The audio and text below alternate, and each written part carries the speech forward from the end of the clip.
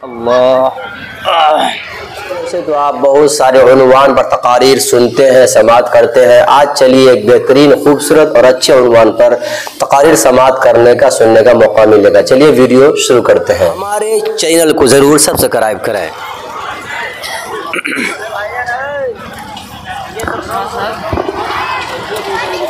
अस्सलामु अलैकुम वरहमतुल्लाहि वबरकातुहू।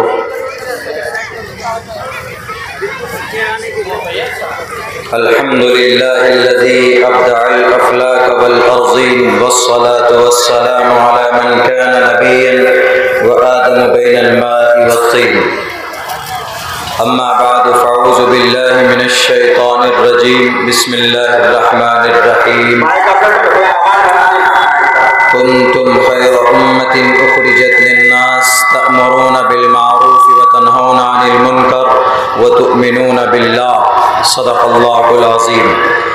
क़ाल रसूलुल्लाह सल्लल्लाहु अलैहि वसल्लम इन्न अहब्बल बिलादि इलल्लाहि मसाजिदुहा व अबग़ज़ुल बिलादि इलल्लाहि अस्वाक़ुहा औ कमा क़ाल नबिय्यु अलैहि सलातु वस्सलाम।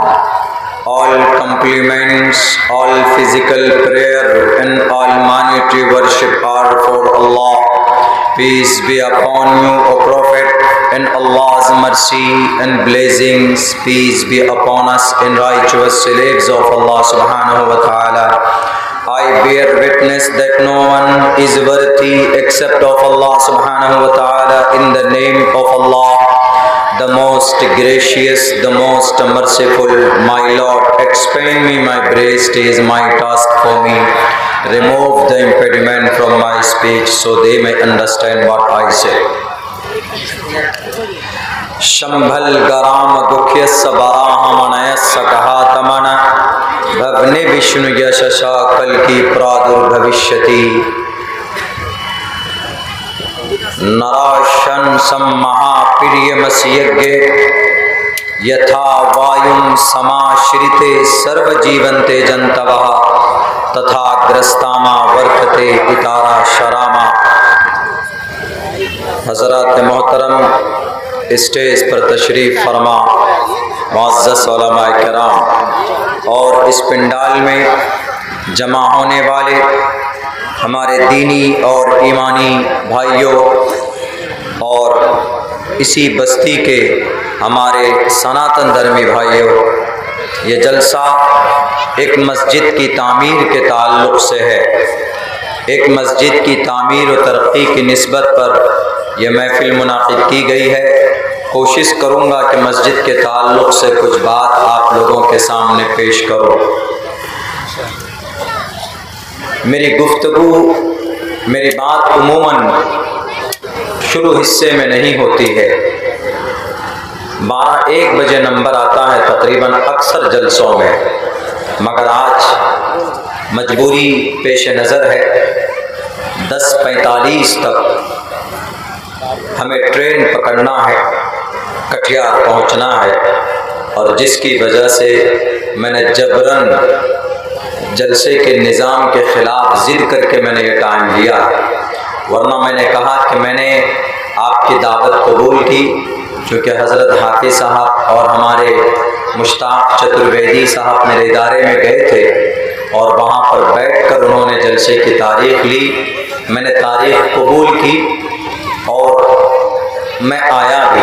मैंने कहा कि मैंने अपना वादा पूरा कर दिया है, मैं आ चुका हूँ, लेकिन मेरे साथ ये मजबूरी है, अगर वक्त हो तो आप हमें मौका दें ताकि मैं कुछ देर अपनी बात रख सकूं। नहीं तो मैं आ चुका हूँ, नाश्ता चाय करा दीजिए, मैं चला जाऊँगा, कम से कम बेवफाई नहीं होगी।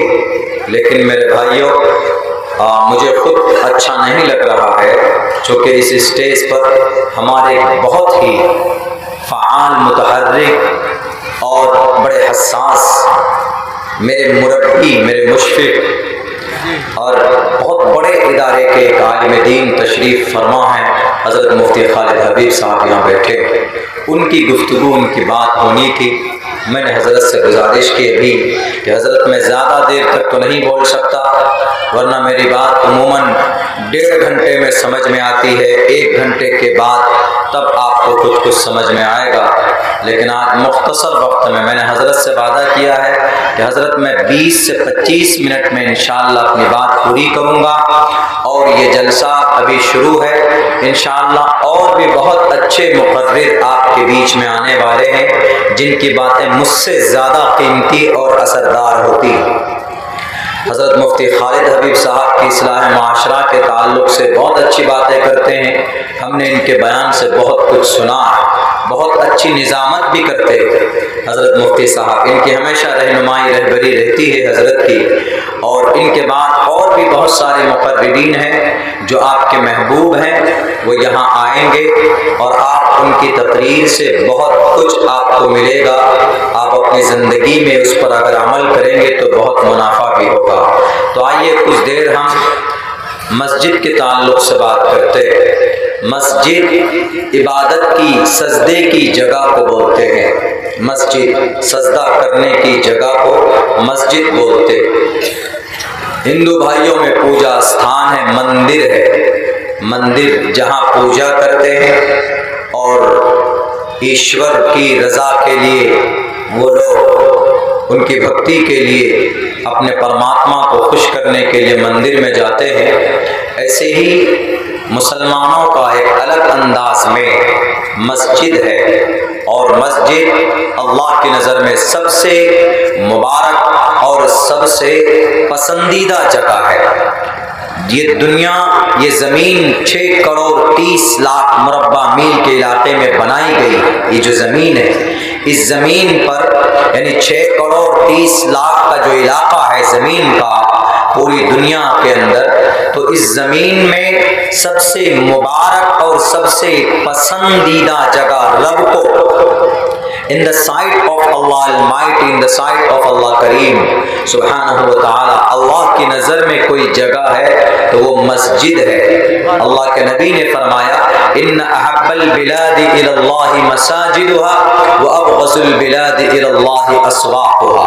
अल्लाह को पसंदीदा जगह अगर कोई है, पसंद और है किसी जगह पसंद फरमाते हैं तो वो मस्जिद है। और नापसंद जगह मार्केट है, जहाँ हम लोग चाय पीते हैं, एक दूसरे के खिलाफ बुराई करते हैं, एक दूसरे के खिलाफ चुगलखोरी में मुलव्वस होते हैं, गीबत करते हैं, तजस्सुस करते हैं, जो कि शरीयत के खिलाफ है। इसीलिए अल्लाह ने फरमाया कि हमें, अल्लाह के नबी ने फरमाया कि अल्लाह को वो जगह नापसंद है। मस्जिद अल्लाह को पसंद है।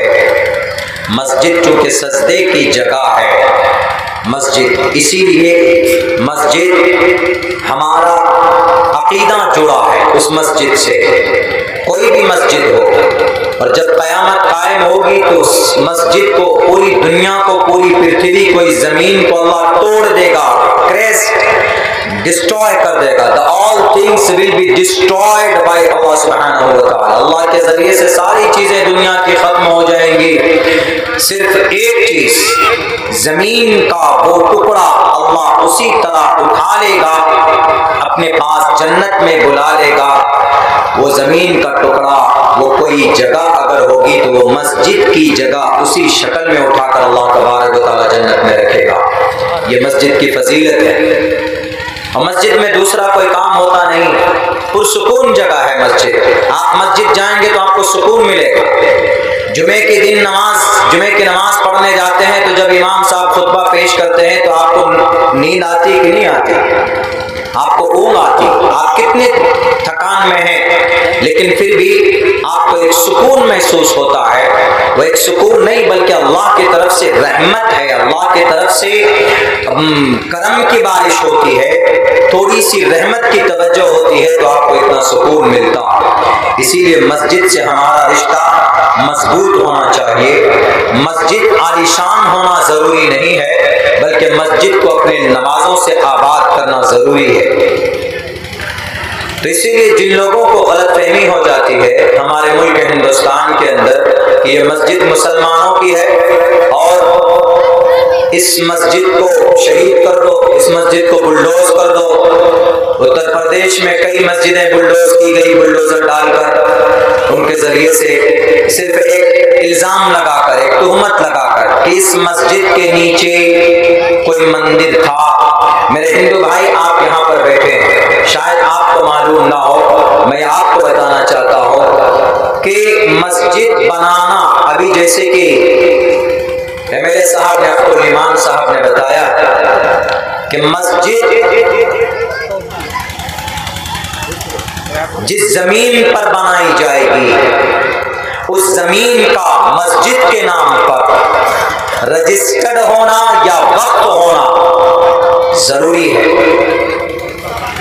और अगर कोई मुसलमान, अब्दुल्ला सालिम या कोई बड़ा आदमी अपनी ताकत की वजह से किसी जमीन पर नाजायज कब्जा करके या किसी गरीब के घर को तोड़वा कर उस जगह मस्जिद बनाता है या किसी मंदिर को तोड़कर उसको मस्जिद बनाता है उस जगह पर, हजरत मुफ्ती साहब बैठे हैं, मसला पूछ लीजिए कि इन जगहों पर मस्जिद बनाना जायज नहीं है, शरीयत इस्लाम में हराम है।